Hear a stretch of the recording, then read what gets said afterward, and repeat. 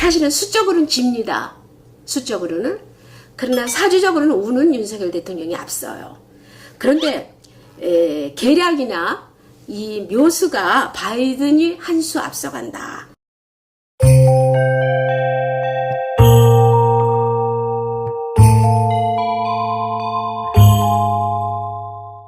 안녕하세요. 서경목입니다.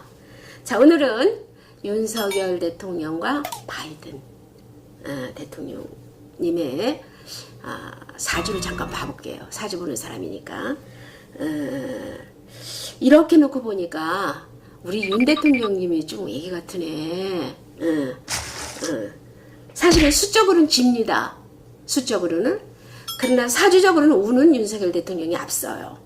그런데 계략이나 이 묘수가 바이든이 한 수 앞서간다. 이렇게 보거든요. 사주 내년에 운적으로는 윤석열 대통령이 앞서갈 수 있어요. 그러나 여러 가지가 계략에 조금 딸릴 수 있구나. 역시나 정치 초년생이니까 그렇게 생각이 들기도 하지만 사주적으로는 윤석열 대통령이 앞서요. 그러니까 내년엔 6월달 넘어서서 좋은 일이 있지 않을까 이렇게도 보고 있습니다.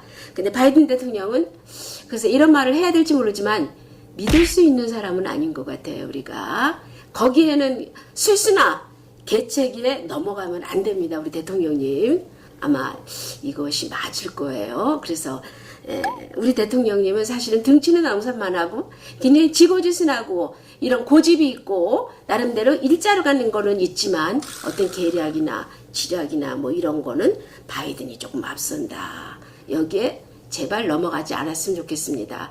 바이든 대통령의 사주를 보면요. 그분의 사주에 나와 있어요. 이게 40 넘어가면서 어떤 지략이 굉장히 뛰어나신 분이에요. 그래서 이런 거를 조금 조심해야 되겠구나. 우리가 우직한 우리 윤석열 대통령께서 이런 거를 조금 생각해 보시면 어떨까 그럽니다. 자, 우리 윤석열 대통령님은 조상력이 조금 있는데 이 혈압기통으로 조금 조심해야 되고요.